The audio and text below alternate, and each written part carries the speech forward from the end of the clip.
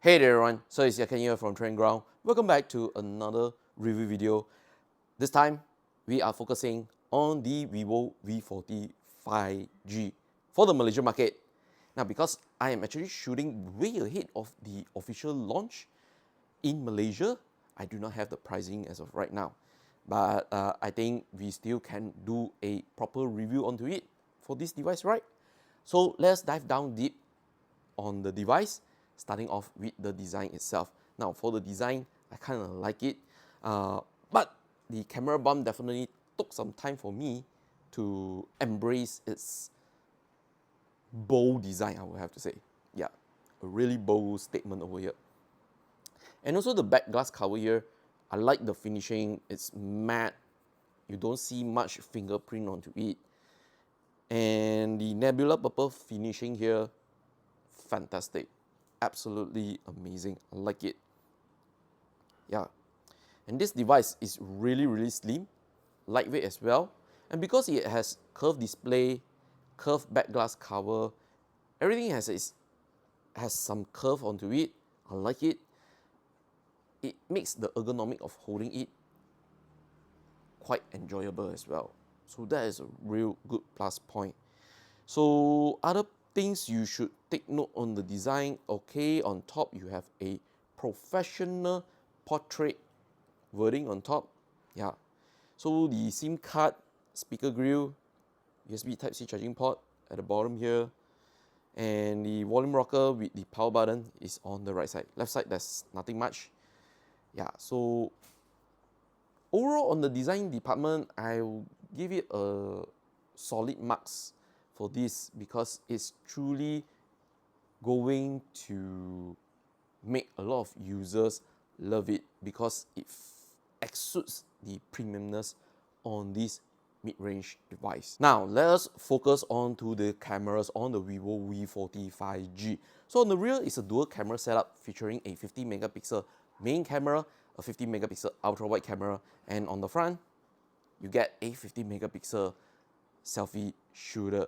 So this means that this device is capable of delivering high quality photos and videos as well. Now, in photography, the main camera definitely nails it, and most of the shots I'm taking here is with the Zeiss natural colors, and they actually look really awesome. Be it you are shooting in bright daylight or low light situation. Same goes for the ultra wide, but definitely ultra wide in low light conditions, you do anticipate there will be some noises if you do not use night mode. So I highly recommend you to use night mode when the lighting condition is getting tougher on the cameras. So the front facing camera as well, that also take a really nice selfie shots, and it can also do wide selfie shots as well. So if you want to do group fees, this device actually nails it quite good. But the highlight for the Vivo V series is always portrait shots, and this device nails it perfectly, even though this is a mid-range device. And to my surprise, photos look great. Yeah, these portrait photos, most of it are taken with the main camera sensor because it lacks that telephoto camera. So some of the zoom shots, they are being done digital zoom, and they still turns out quite well. And I'm actually really impressed. And on the selfie camera, you also can do portrait shots as well. That also look quite amazing. But paired along with the aura light on this Vivo V40, it is even much more better.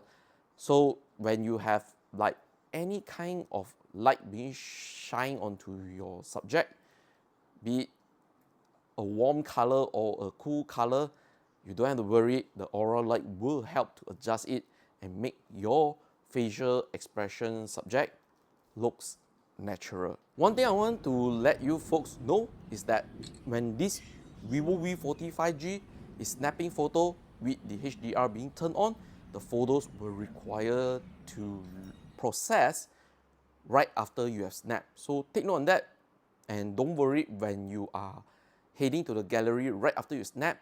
Just give it some time to process, and the photo really turned out amazing.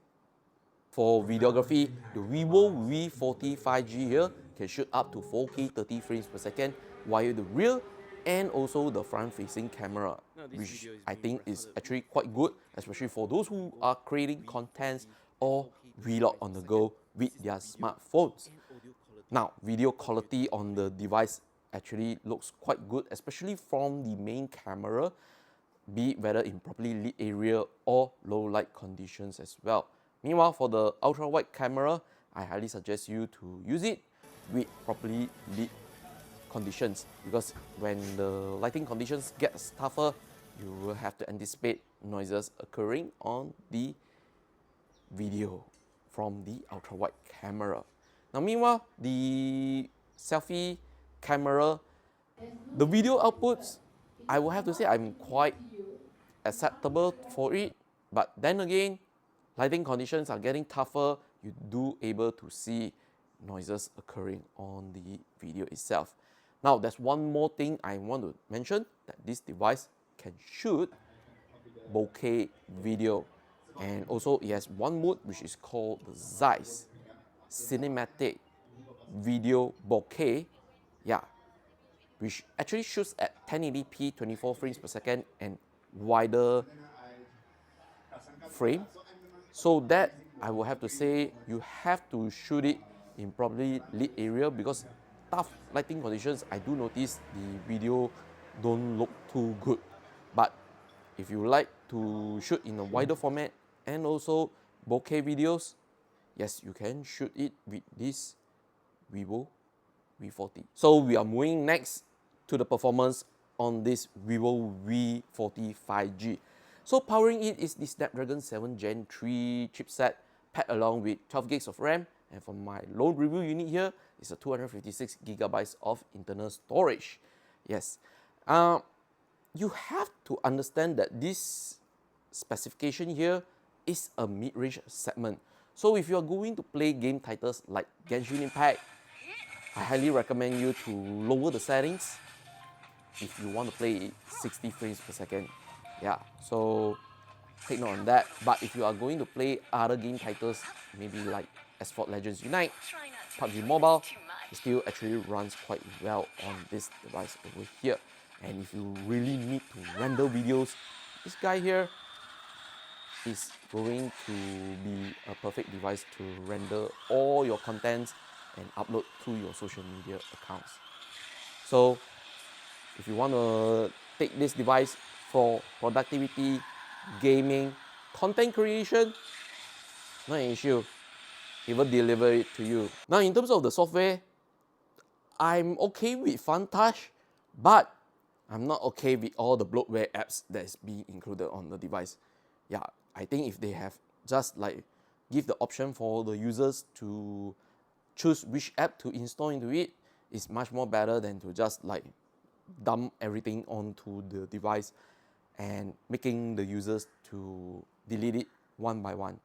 So hopefully we could see some improvement onto this area, but in terms of like software functionality, FunTouch here is actually quite good enough for the general users. Up next, let's talk about the display and the audio performance for this Vivo V40 5G. So the display here is a 6.78 inches curved AMOLED display that can output 1.5K resolution. Yeah, that is truly amazing. So the display also supports 120Hz refresh rate, so you get all the smooth scrolling action on the device. If you are going to use it under the sun, Vivo claims that this display can output a maximum of 4,500 nits peak brightness under the sunlight. That is amazing. And for normal usage, it's going to peak out at 1,200 nits peak brightness. Meanwhile, for the audio performance, the Vivo V40 here is actually using dual stereo speakers, so you can anticipate amazing audio experience from the speakers themselves. For me, they sounded very balanced and quite loud as well for content consumption and gaming as well. But if you want to use it for gaming, it's also quite adequate as well. So check out the sample for the display and audio performance now.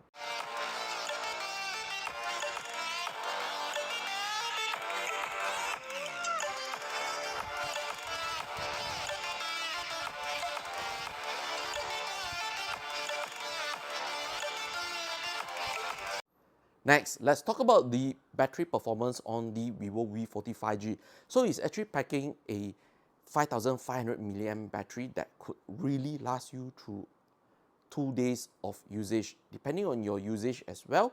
But if you are a heavy user as well, you don't have to worry because it's definitely able to cook up until to the end of the day.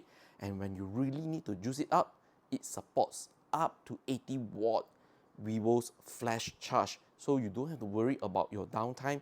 You can just quickly juice up your device and resume with whatever you want to do with your device as well.